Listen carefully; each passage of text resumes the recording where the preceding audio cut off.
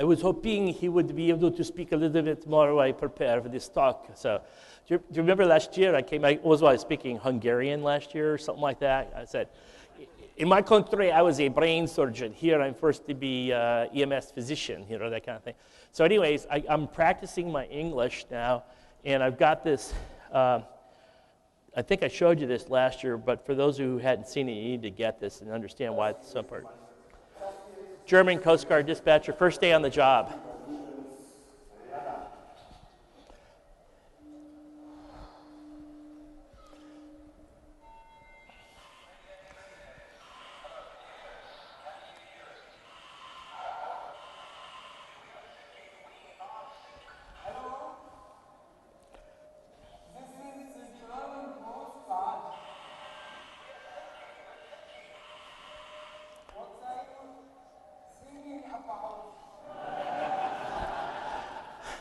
So I've worked on it really hard. I like this. I was just down in Florida, and they had those fun park things, and you look for the map to find out where the big tree is or whatever it is in the castle. I like this. So I went to the existential fun park. Why are you here? Okay? And so what I'm going to be going through is don't believe everything you hear today, and it's going to be a fun day because we're going to challenge some sacred cows. One of the first things I'm going to do is talk about sudden death syndrome and why we've spent so much time working on it, why it's such a big deal, and in a lot of ways, it was the reasons why we started EMS systems in the first. Sure they weren't expecting me to be out here, so I'll jump off the stage next time, okay, now go past the microphones. Actually, this is all part of the act. I did that on purpose to frighten you and wake you up, okay? How's everybody doing with their adrenaline levels right now, okay? This is what happens when a bomb goes off. Your ears go off, and so that's it. Well, the reason why I'm here today is to talk a little bit about sudden death syndrome and tell you where we're going with it. So this is very similar to a talk I gave in 1989, and I started talking to people about not breathing for people during the ABCs, and they thought I was totally wacky. Well, there's some stuff that at the end of this, it's like, don't believe everything you see or hear, and I'm going to give you some insight to where we might be going 10 years from now. But first, I'll just do a quick review of where we are. How did we get to the compressions only thing today, and where did we get to? And what are some of the things we're doing about quality CPR? Then I'm going to say, then we're going to sort of suspend reality, and I'm going to take you to the next level of what we're going to do on this whole subject. So, sudden death is one of the overall greatest causes of premature death. In my own city, I have 4 or 5 people who die. The average age today is about 62 for the men and 67 for the women, but I still get people in their 30s and 40s that will have the first symptom of their coronary disease is they just drop dead. And so that's been a big challenge. In most communities, the survival rates are not necessarily that good, and yet I'm going to show you this is extremely reversible, and I'm going to show you in the future it may be more reversible than we ever thought by approaching this whole thing in a whole different way. So a lot of this will start off with deja vu all over again, but I'm hoping to make some new teaching points as we get through this, etc. And you'll be hearing some things you've heard before, but remember the 3 R's of education are repetition, reiteration, and redundancy in my case most of the time as we get on here. And I may even throughout the talk repeat things that I already said. That's because I'm getting really old and there's that whole memory thing, right? So, there's 2 things about getting old, right? One is you lose your memory, I think, and the other is the, did I tell you about the memory thing? Yeah, that's right. Okay, so that's it. Actually, I was telling some the other day is that there is one thing about, I think I told groups, for those who haven't been here before, I told groups in the past that, how you know you're getting old is when you come home and and tell your spouse, partner, whomever, I go, honey, I'm having an affair at the office. And he or she goes, really, who's catering it, right? And so I won't say I know that from personal experience, but we'll see how it goes. All right, so like most veterinary students, Doreen breezes through chapter 9, okay? And so I like this. This is equine medicine, taking care of horses, right? Broken leg, infected eye, whatever the treatment, shoot, right? So as we whip through this, we're going to breeze through. Let's start about this whole thing about chest compressions being critical to resuscitation. the main feature, the main reason why we get people back. I'm going to really reinforce this with data that really support and take us to the next level on that. So how this all started was most of us were saying, gee, children had poor outcomes, and a lot of times people say, well, it's an anoxic event and so on. But it may also be the way we were treating them. Everybody used to say the breathing part was so important, because it was a respiratory thing. But if they're in cardiac arrest, they're not getting things circulated to them, that's another issue. And some people would argue that if you were 75% saturated, but you kept a steady stream of that oxygen going up to the brain, that may be better because you're delivering it constantly than if you basically got 100% saturation, but you're going like this and then stopping, going like this, and you never quite get it up to the brain and other parts of the body. I mean, I know for a fact that I took a pulse oximeter with me, a little finger pinky thingy. I was on the top of Mount Kilimanjaro, and I was like saturating at 74% or something like that, and I was taking huge deep breaths to keep every lung zone open that I could, and still I was down at that level. But I was still functioning enough to drink champagne up there. Of course, my wife says that's probably why I have that permanent brain damage I have, but I'm still arguing that that's the children, okay, that did that. So, any event, but look at this. What's your coronary perfusion pressure right now? Anybody know? Because that's what determines what blood flow is into your heart, and that's the big determinant of whether you get resuscitated or not, coronary perfusion pressure. So, well, let's think about it. Your heart squeezes, like, through this pump like this. It squeezes through these pipes, like the aorta and all the peripheral stuff down below. Squeezing like this, and it creates that pressure, like, say, the 120. And during that period where the heart is squeezing, there's no blood flow into the coronary arteries. But then as soon as it releases, like this, the pressure's gone off, and then the blood flow tries to get back, but it hits the aortic valve, so it basically starts just trickling off this way. But it also hits two other little holes there called the coronary ostia. That's where the blood flow goes into the heart. So what happens there is you would say as it's squeezing, that relaxes, maybe the pressure falls off to 100, and then it sort of trickles off until it gets to 80. So your coronary perfusion pressure is in the ballpark of, let's say, 90 millimeters of mercury. Does that make sense? It's sort of just before you get to diastole, the end of the beginning of the next systole. So just to give you an idea now, look at this. So at the old rates, when you stop compressions, the pressure head falls off. Then you got to kind of build it up again. So that's what we're doing. So you get to a certain point, maybe 20, and then you're stopping again when we used to do the old 5 and 1. And even when you're doing 15 and 2, we think you got to try to get towards 40 is probably a good enough perfusion pressure for the most part. It's probably not great, but it's probably reasonable, and you're kind of trying to target that. And it all depends on the individual organism, and everything else. But just to give you just a global overview is that we just don't ever sustain it up at the right level. And so when we went to 15 and 2, you're getting it up to that level. Then you drop it out again, and then you start giving some breaths, and then you got to start all over again. And that's one of the reasons why we started moving closer and closer to the 30 and 2, because people still didn't want to give up on the breaths because it's so important, et cetera. And they sort of went to this 30 and 2 approach. But still, now you're sustaining a higher level of pressure head for a long period of time. But there's another problem, is that during those breaths, it looks like on this screen here, I'm giving a compression, each second, or maybe a little bit, every 2/3 of a second, or wherever it might be. And then it looks like I just give a couple quick breaths. Well, that period of time is a lot longer than it looks on this nice ideal graphic, and we'll show you that in a second.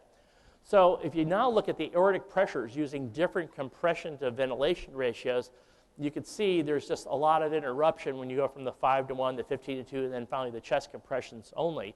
And so that's a kind of a critical thing that really pushed us more and more towards the compressions only. And again, some people would argue that the compressions only, it doesn't even matter if your oxygenation is falling off. After about the first 3 or 4 minutes in sudden death, you're probably still well oxygenated, but then it starts falling off, that it's still better to send some oxygen up there instead of intermittently sending well saturated oxygen up there.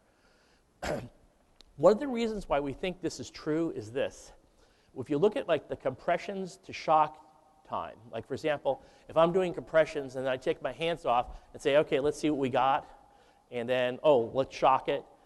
The time that it takes from the time you take your hands off the chest to deliver the shock has important outcome differences. And this shows you how important it is. From the time you release to the time you shock. I mean, in the old days, I used to come along and I'd see someone there, like a new residents or house staff officer. Sometimes when I went into a new hospital or I'm visiting somewhere, they'll go and they're doing CPR and say, okay, let's see what we got. So they look up on the screen and they see, is that VFib or not? They're looking, does he have a pulse with that? And they're checking for a pulse. And they said, how about an aortic pulse? So now 10, 15 seconds have gone away and they go, okay, let's shock it. Now they're charging up the paddles and so on. And now we're out 20, 30 seconds or whatever, and they shock it. And even before they go back to compressions, they're looking at the scope to see what happens. And of course, it went like this, and it's sort of doing its thing like that. So, I mean, I saw periods of time where compressions were interrupted for 30 seconds or more. And so what I'm about to show you should put that into perspective. So in several different experiments, and here's one of the most impressive ones, when you look at the percent of those with return of spontaneous circulation, 100% on down, you can see it falls off if the delay from stopping CPR until you give the shock, the actual hands-off interval, goes about 3 seconds. You get a lot of them back. If you go back over 5 seconds, then the percent of resuscitation is starting to fall off. Once you start getting out towards 10 seconds, from that 3 to 15 seconds, and even out at 20 seconds, the chances are going back. So it appears, at least in certain models that we have experimentally or some tests that were studies that were done, it looks like the time delay really has an impact on outcomes, and it's maybe even compelling or profound. And that's why we keep talking about not even interrupting it, even shocking with the hands-on, with the gloves, etc. I don't know if you need to do that. You can be doing this and then say, okay, we're going to shock. You take your hands off, they shock, and you go right back on. So I don't think that's a major issue. But the whole stress now of trying to keep your hands on the chest and never taking them off is important. Now, you think that's ever going to happen? There's always got to be times when you have to take your hands off. So, for example, if you're doing constant compressions, you're getting more tired than you used to in the old days. So you got to switch off more often, every couple of minutes maybe. So if you're going to do a thing where you're doing a pulse check or you're going to shock or whatever, that's the time to do it when you're switching people out. Try to avoid multiple. Do a strategic approach to your interruptions. I hope I don't make this thing go off. Do a strategic approach to your interruptions so that you don't have too many interruptions you have to do. Try to do it all at once. Have your hands on the pulse, checking for the pulse if that's what you're doing, so that when you do switch the rescuers, you're checking it just at that moment in time, and you're getting an EKG strip, you're doing it at that moment in time, you're doing everything at once, and you only have to have your hands off for a very short period of time, and you don't have to interrupt too often, okay? So the counter shock needs to be given as soon as possible, and compressions resumed immediately.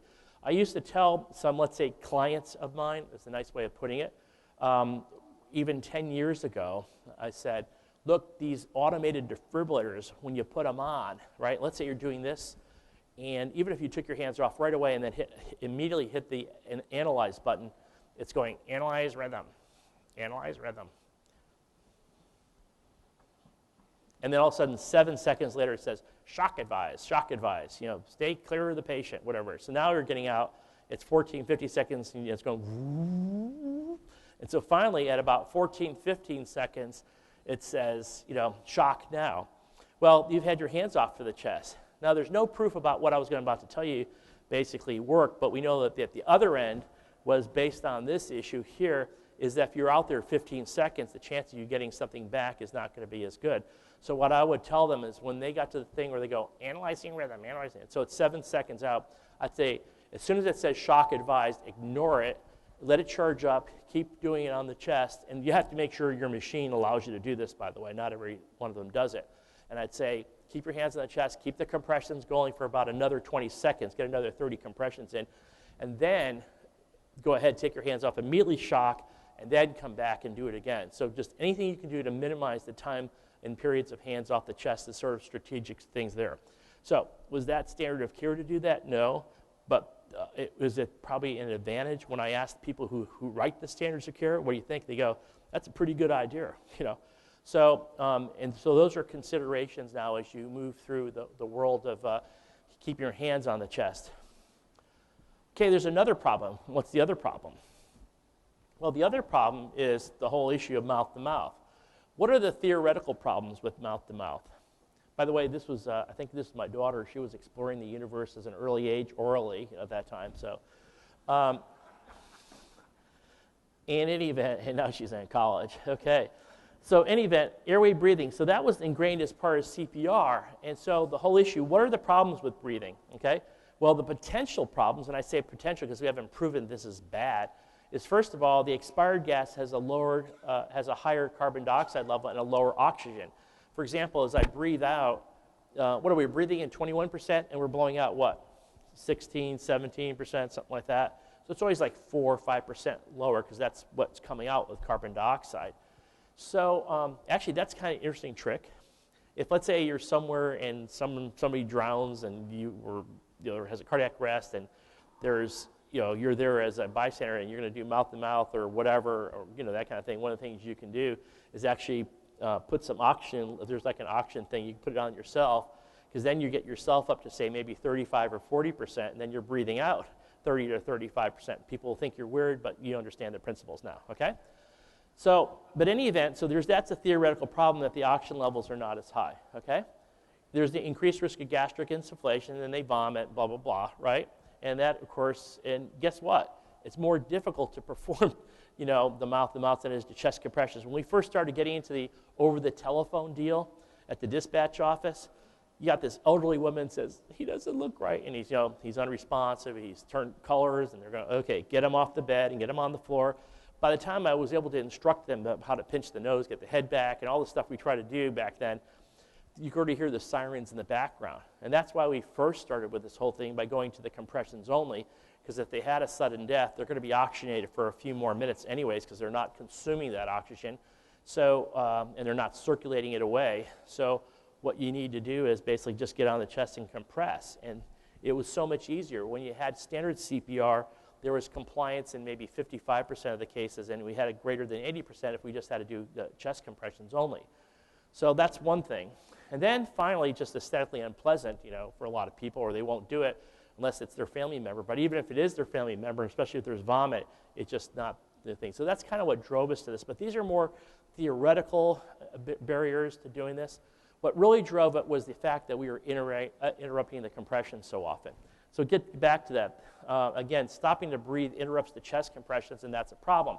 So remember I told you about this, the ideal CPR? So the ideal CPR is that the area under the curve here, this yellow thing that you see here, that's kind of what we're trying to optimize, and we kept interrupting it.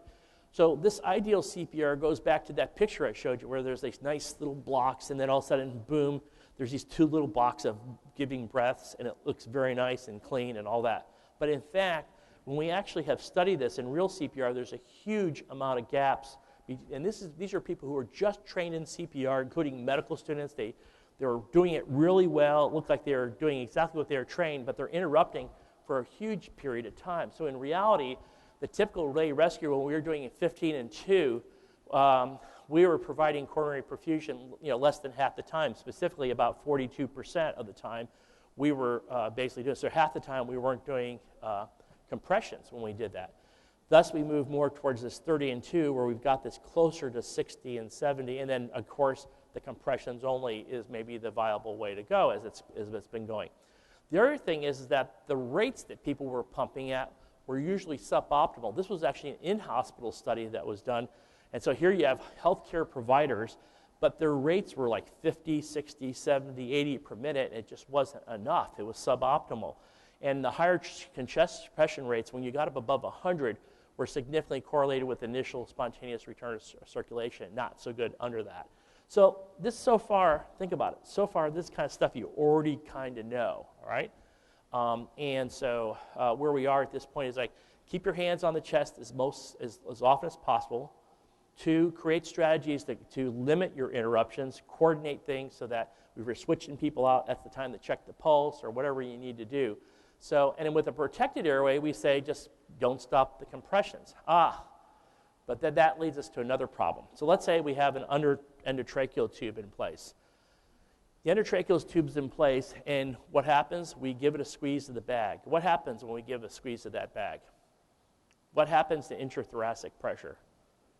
It goes up. When you and I breathe, we have these diaphragms that are these dome-shaped muscles, and when they contract, they pull down, and they pull the lung down in a very specific architecture. They look like they're acting like a syringe. They're going, they're sucking air in, so they're pulling it in there. And so what happens, you're sucking air in, and the other thing is you create that vacuum in the chest, so you're pulling blood in as well. That becomes really important. For example, if you're exercising and you got to pump more blood out, well, you got to suck more blood in. You're not just blowing off CO2.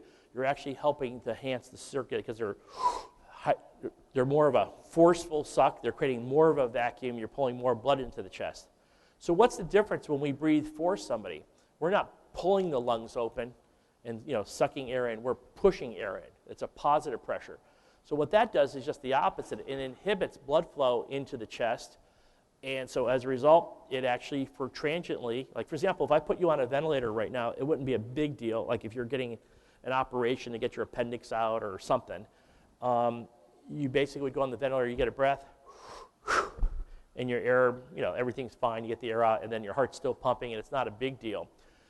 Under these circumstances where there isn't a lot of normal blood flow, and you get a pressure, breath in like this, it basically is enough to really knock out the forward flow of any, to a significant degree, so it could be a big problem. Secondly, is that if you've got an underlying problem like one, hypovolemia, that is you have a low blood volume, your preload coming in from your veins is actually not that good, and you're even more sensitive to that. And thirdly, if you have something like COPD or asthma, it's hard to get all that air out. So you maintain positive pressure throughout the cycle.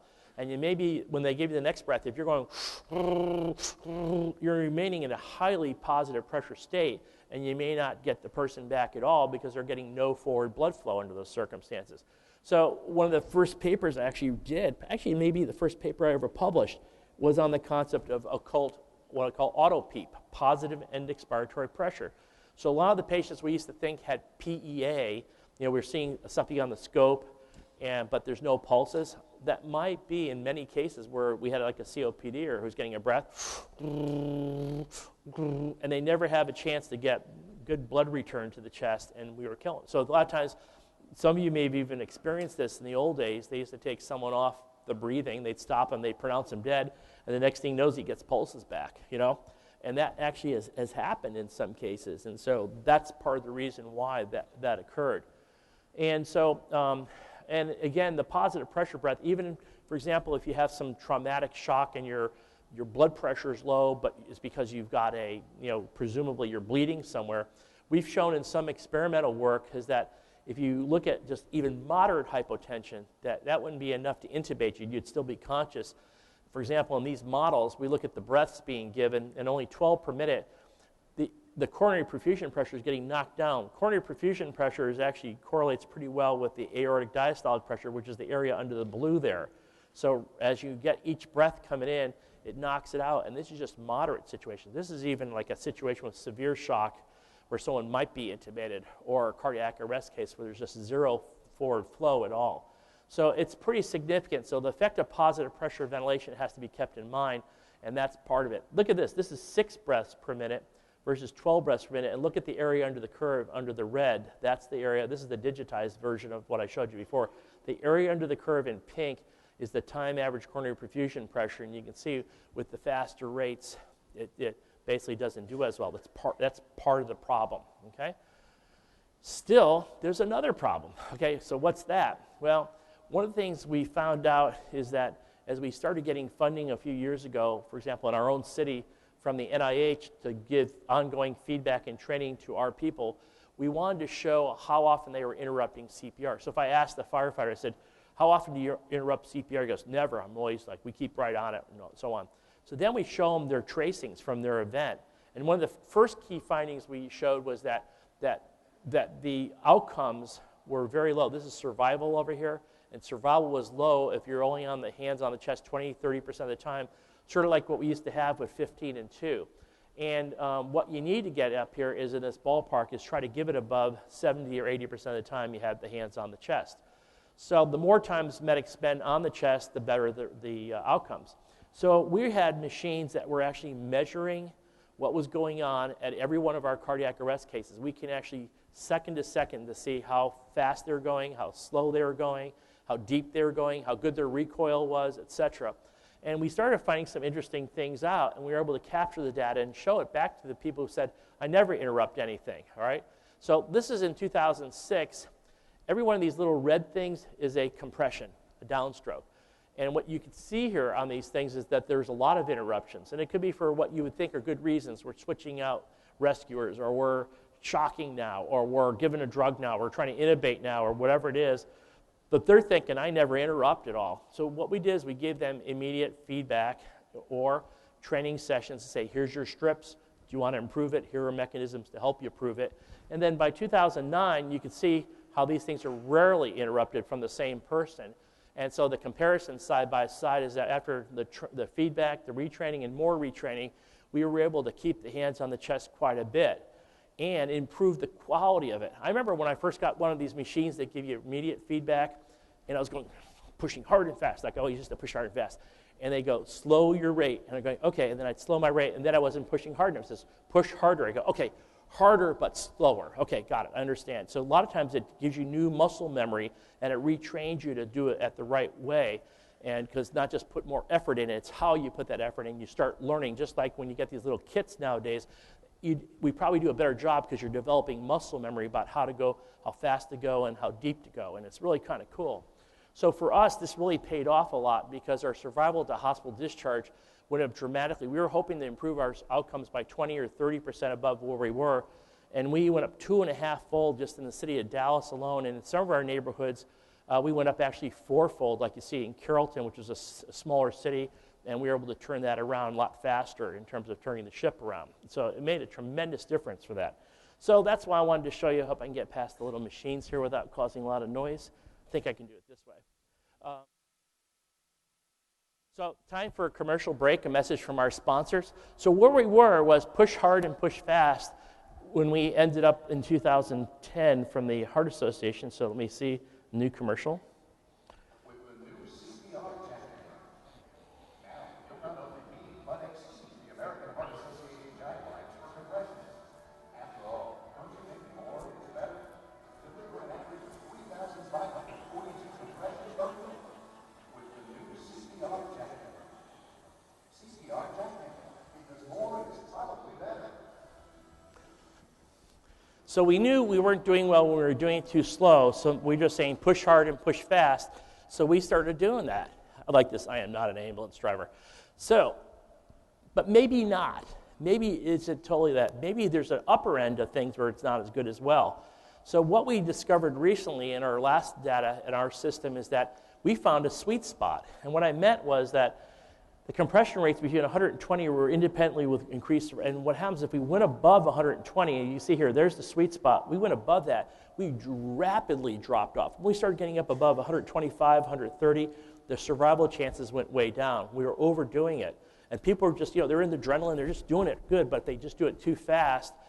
What happens, sometimes there's not enough time for good recoil, refilling, and so you got to keep it right in the sweet spot.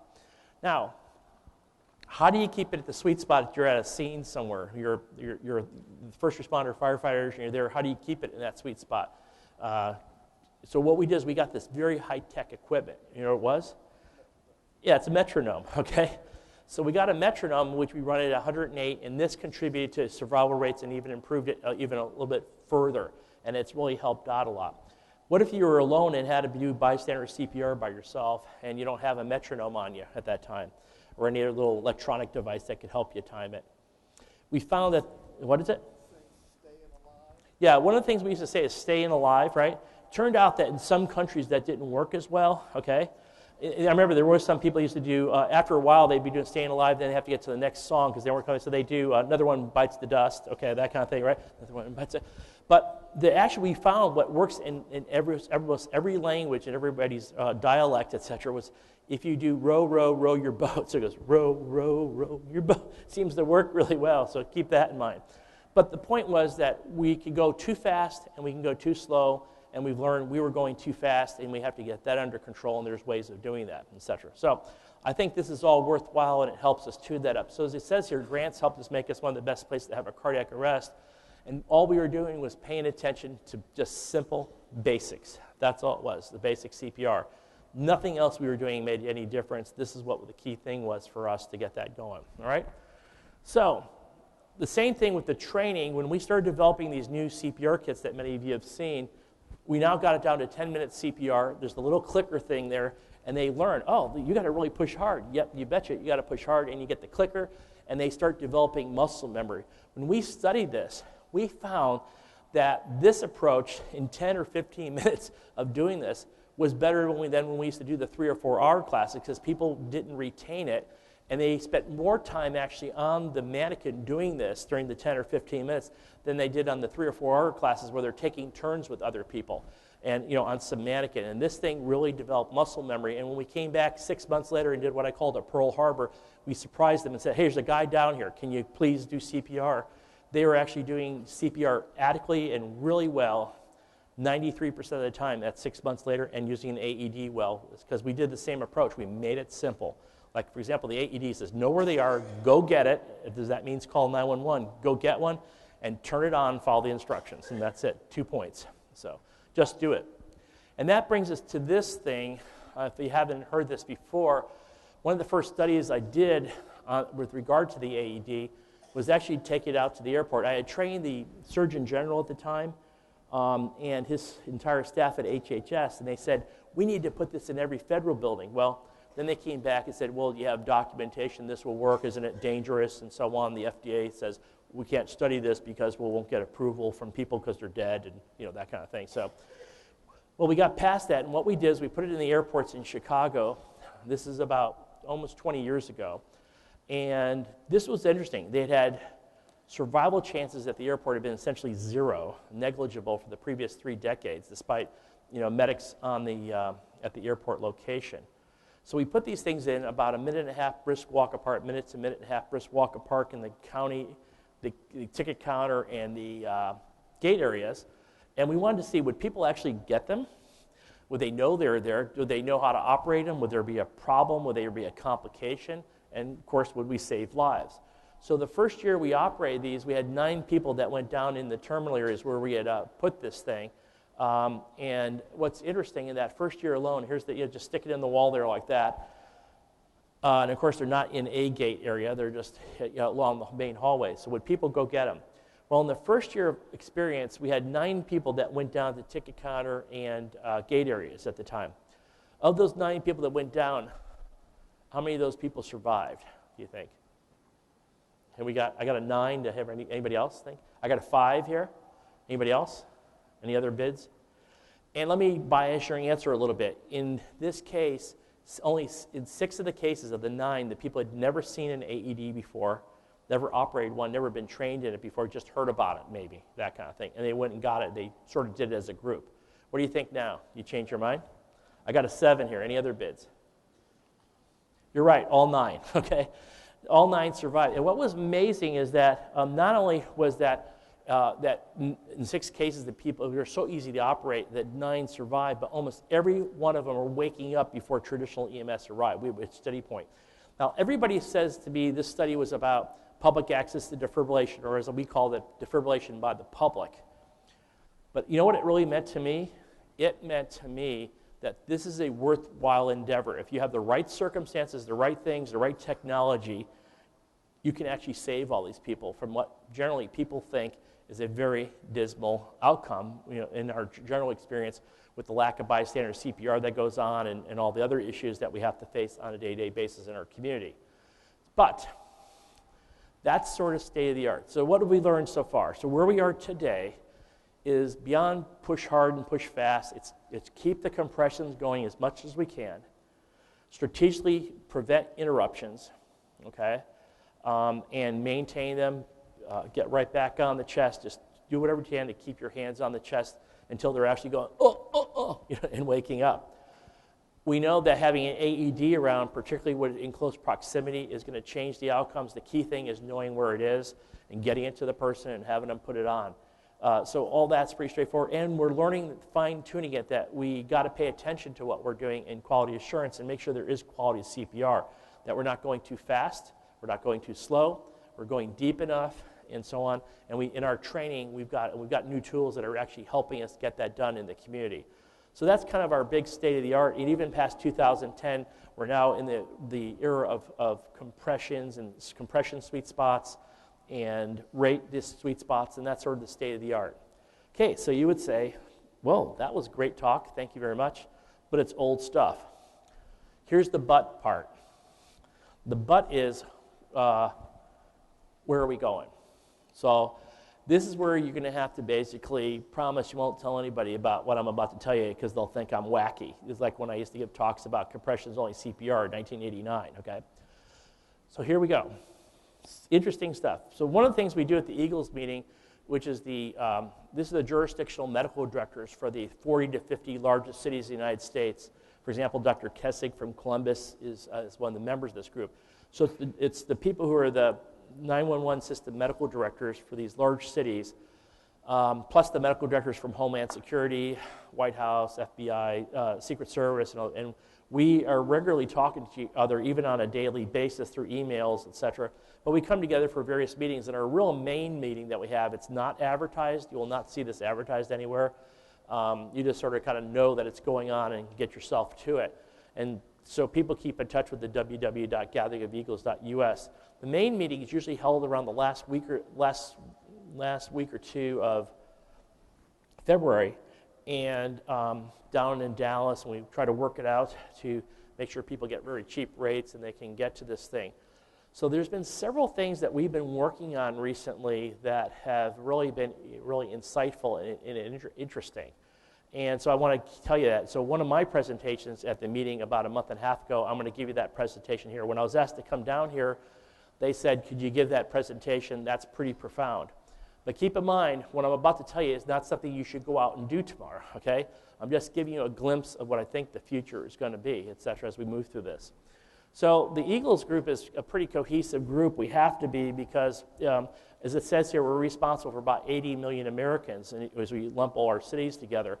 And that's not like a bragging thing. It's more like we are scared to death that we want to make sure we're doing the right thing. So we team together to say, how are you handling this? Well, how are you handling the crisis with the inavailability of the drugs or the drug expirations? Or how are you handling, the stuff with CMS? How are you handling the issues of STEMI care or whatever? So it's really a very thoughtful, caring group of people that get together because they got an awesome responsibility and they got to make sure we're not screwing it up. But also what happens in their numbers, if you're de facto responsible for a large percentage of the population, if you're doing it cohesively together, very thoughtfully, it takes us in a good position. So for example, when we started doing the compressions only stuff at the Eagles meeting back in 2000, we were on a limb because the Heart Association wasn't going for it at that point in time.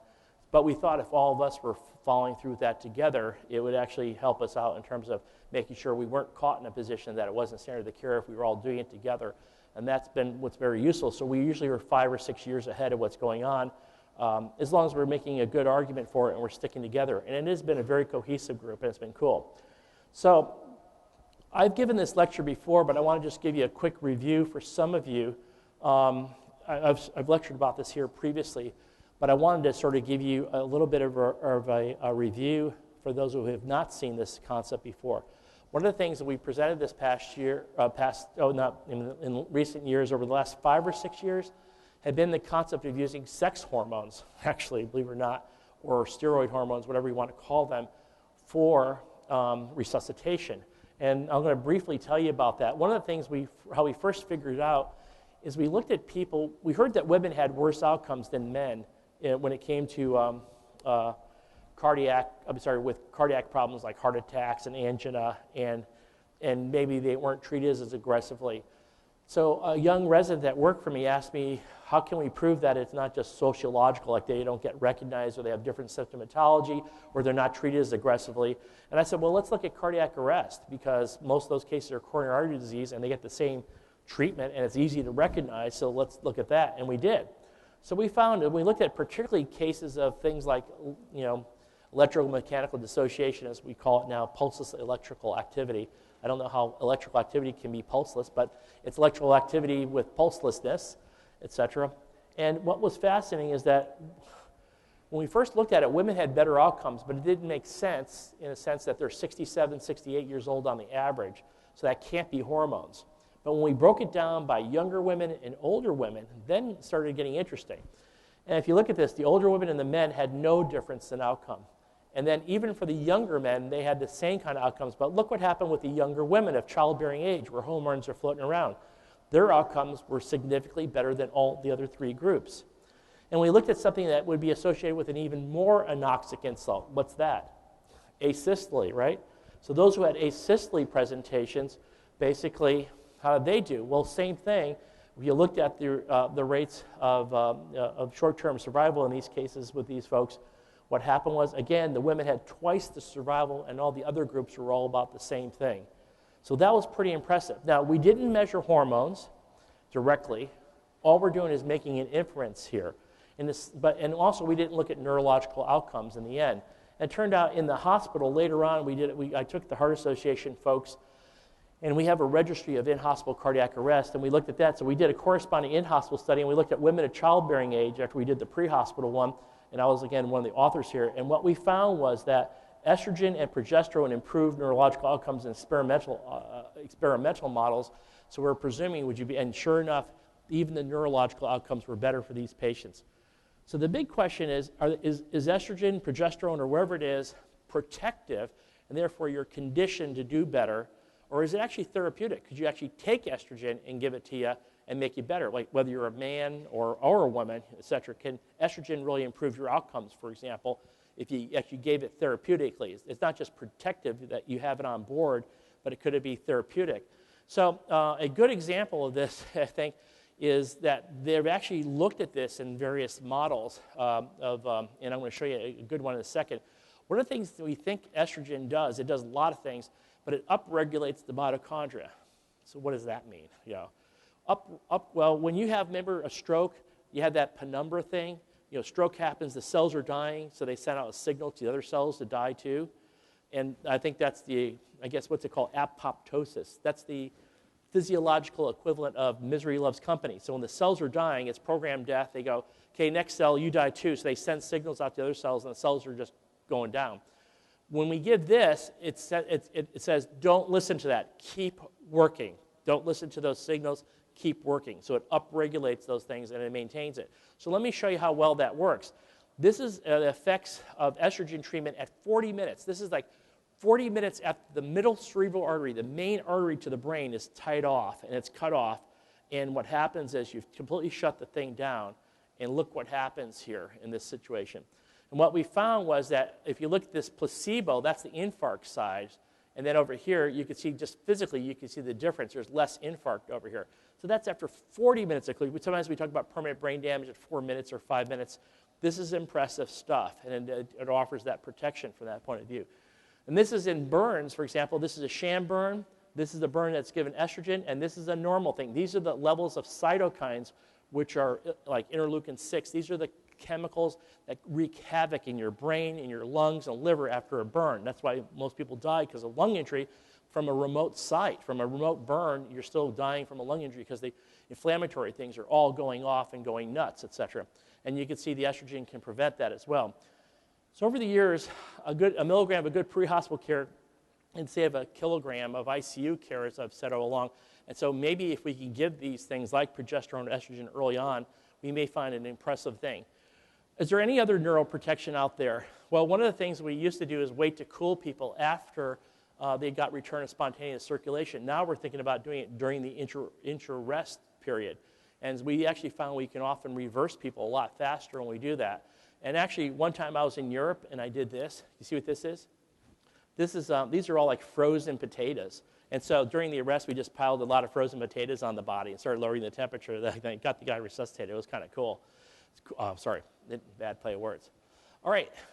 Some other things that we're looking at are things like lipid emulsions. Lipid emulsions have been used for years in anesthesia. When they give regional anesthesia, and they gave you an overdose of like lidocaine or bupivacaine or whatever it is, Marcaine, and people have had like seizures or bad reactions. And what they do is they'll give you basically this lipid stuff. This is like hyperalimentation for those who work in the hospital. It's like a little, it looks like milk that you're giving in the vein, but it's a lipid emulsion. And well, it's been used also in toxicology cases for certain overdoses because it binds up a lot of this stuff.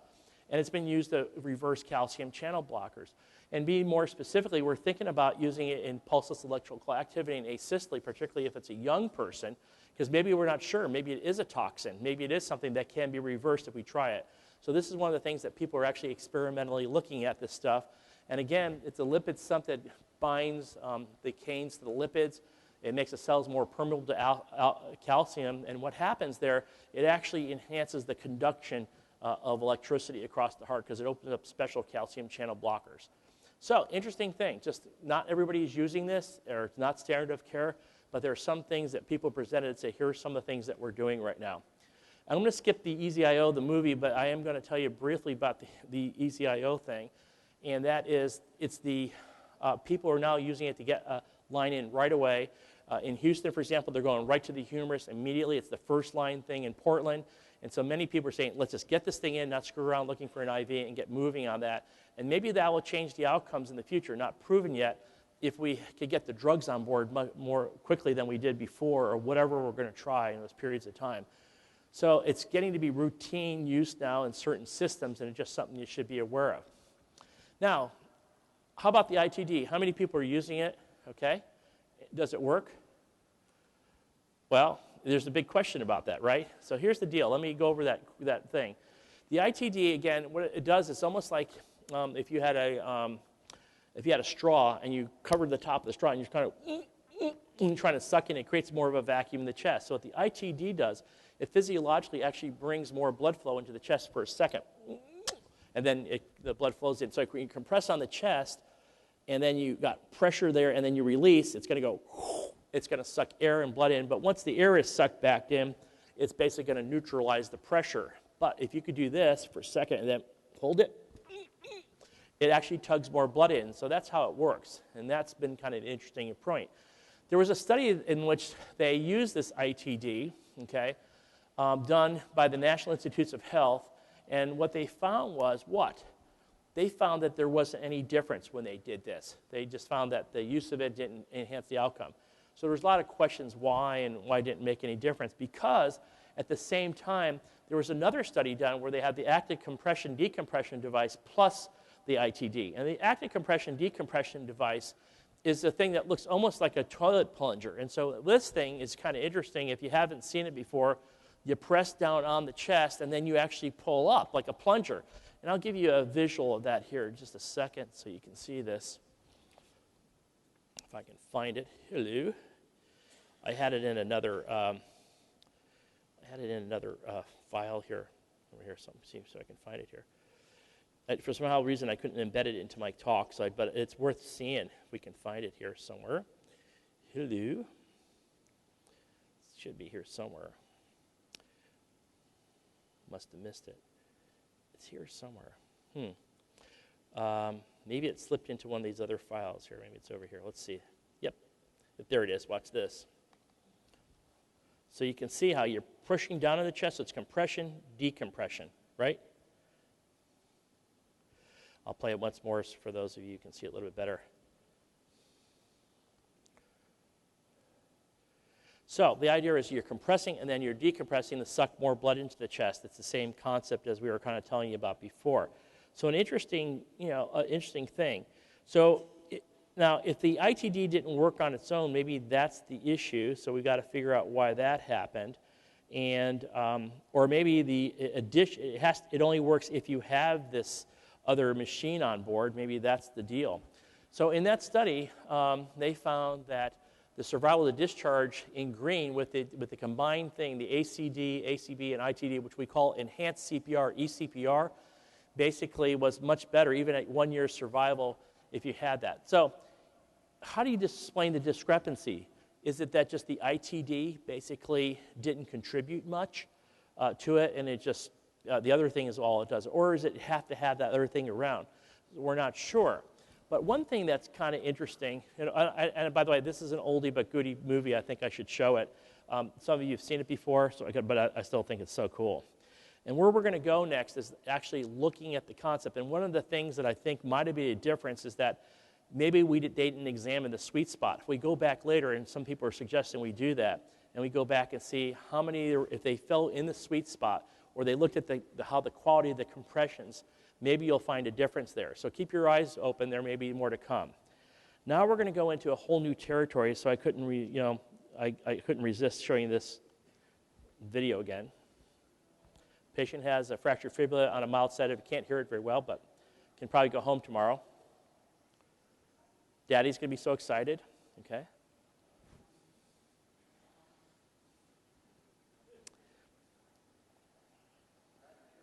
That killed him. Okay. So under the category, don't judge too quickly.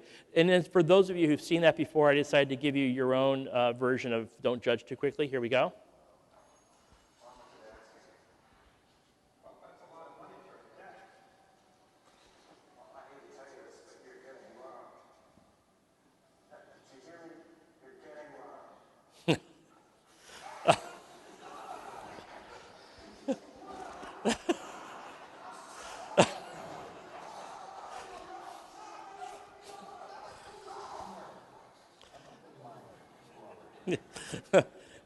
All right, so I'm going to wrap up here with some daring new concepts, okay? And right now, with everything I told you, is that our whole approach is to keep the pressure head up in CPR. So what if I told you that we're going to use vasodilators in CPR? Would that be like goofy? For example, if I specifically said, let's use sodium nitroprusside, right? And you go, oh, are you kidding me? Because the coronary perfusion pressure, that's the key factor in achieving return of spontaneous sedation. We've got to keep that pressure head up. And now you're talking about using nitrates, sodium nitrite, whatever. So sodium nitrite for cardiac arrest. Well, let's think about it. Sodium nitrite breaks down the circulation, releases nitric oxide. What that does, it decreases both preload and afterload. That means it gives you venodilation, arterial dilation. And you're all going, what? That's maybe not good, okay? And so giving such a vasodilator during CPR is counterintuitive the way we've thought about it. Well, it's counterintuitive until you start thinking of it in terms of better coronary flow, not coronary pressure. So let me walk you through this. What does the ATD, ITD, CPR do? It increases flow. That's what we found out it does, is it actually increases cardiac output through the system. What if you now use that thing and combine it with, and as you see, here's an experimental model where they're actually using like a pump like that, like the Lucas device sort of a thing that's up there. And what if you do this? In the experimental protocols, you have 15 minutes of untreated CPR, untreated VF. No CPR, nothing, just 15 minutes. What would you think if someone, your family member or whatever, had 15 minutes of no flow at all, just ventricular fibrillation? What's their chances of making it? Classically, we think 0, right? Wait till you see this. All right. So here it is, aortic pressures. They're going pretty good. We get VF induced, 15 minutes downtime to no CPR, and then you introduce snappy CPR. Now, where does snappy CPR come from? SNP. Snappy is sodium nitroprusside, and then enhanced CPR with the ITD and ACD, the active compression decompression pump. So snappy CPR is the vasodilator using these other devices, okay? Whole new thing. And look at the results. Overall performance category, you can actually look at neurological outcomes in the animals 24 hours later. And as you can see here, in the snappy CPR group, there's actually people with good neurological, or the subjects with good neurological outcomes versus the standard where none of them survived. And this is minor defects and normal versus moderate defects, major, and so on.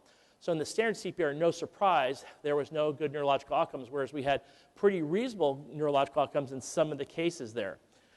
So the next question is, can we make snappy CPR even better? And I'm going to tell you about something we call ischemic post-conditioning. The background of this is that, has anybody here done transplant medicine at all? Okay, what they do is they don't just put you on a pump. They found in the old days when they just put you on a pump, and you had something called reperfusion injury. You just flooded the system, and it just was not ready for prime time. All these chemicals had built up, and actually, oftentimes the organs get necrotic. And what happened, they learned to just trickle it in a little bit at a time. They start stair-stepping, a little bit here, a little bit more, a little bit more, a little bit more.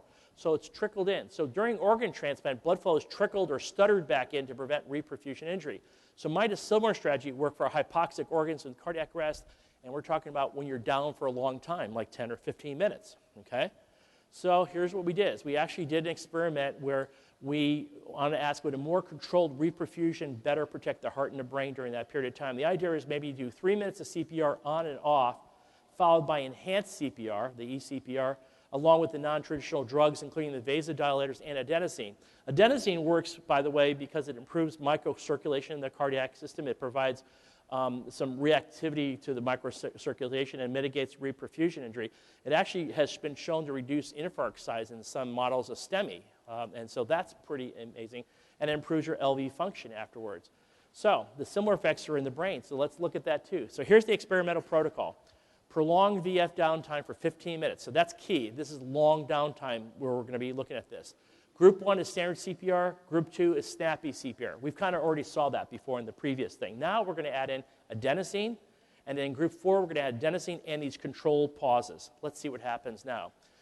So here are the outcomes in the circle. And again, look at this, the stair-step stuttered in CPR over a period of time, and then you begin snappy CPR. So here's the survival at 24 hours. In the standard group, it's basically as expected, basically time for the pig roast, okay? And here we saw there's some with good neurological outcomes with Group 2 with the snappy CPR alone, the sodium nitroprusside and the enhanced CPR with the two devices. Add adenosine, you're better. And look it out here with stutter CPR. 8 of 8 survived, 7 with good neuro at 24 hours. So this is like, whoa.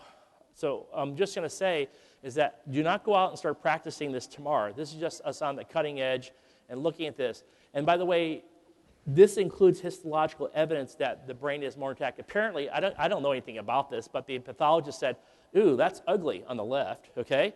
And they say, hey, that's pretty good on the right. So apparently there's also histological evidence for this as well as the outcomes.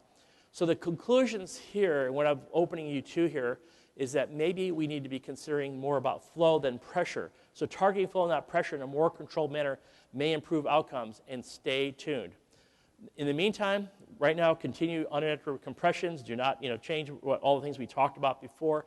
Do better quality CPR. But it may be for these folks that had no unwitnessed arrest, that had prolonged downtimes in the future, we may be looking at this new improved way of getting at this. And the overall conclusions are basically that in the future, we may, on the road to the 22nd century, we may get back people we never thought we'd get back before and make life better for future generations. Ooh, wrong slide. Here we go. Future generations, okay? And with that, Danka, thank you very much. And I just love being here with you all. So thank you for putting up with me at this hour. Okay, thank you.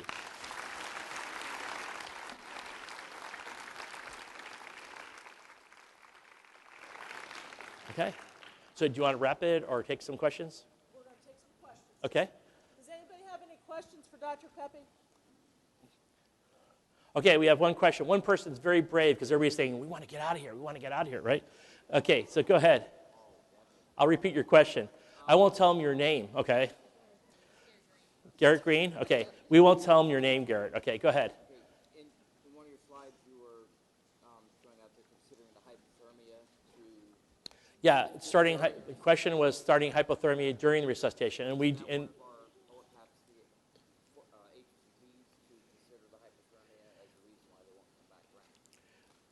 say that again. I'm not quite question. What's the question? You're introducing the hypothermia. Got it. Yeah. During the resuscitation.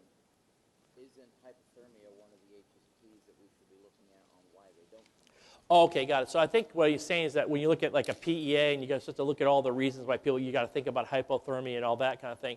Again, this is not massive hypothermia like a person who was like out in the woods for, whatever, or underwater for a while. This is mild therapeutic hypothermia, and you can't drop the temperature that much, in the first little while. So I think what's happening, particularly if you have a VF kind of case that you're going after and not coming back right away, this is where they're considering that you do such a thing. And so that's what's happening in many cities. Is it standard of care? No. Yet? No. But I'm just telling you the things that people are thinking about. Any other questions here? Thank you. Good question. Anybody else have anything? So was this interesting to you guys, by the way? Okay, got it. Okay, good. Because I also don't come out here and bore you with stuff that you can't do tomorrow. It's not applicable to your practice tomorrow. But I think you thought you'd get a kick out of this. Just like I said, when I was doing, no fluid resuscitation for trauma patients back in the 1980s or the compression CPR, it all sort of played out later on. And I think this looks like there's a good chance this will play out as well. And maybe explain, what we're doing. So this is very exciting times, and so it's kind of neat. So there may be hope for the future. We'll get back people we never thought we'd get back before. So with that, if nobody has any other questions, then I am so honored to be here. Thank you for having me back again. So we'll see you later.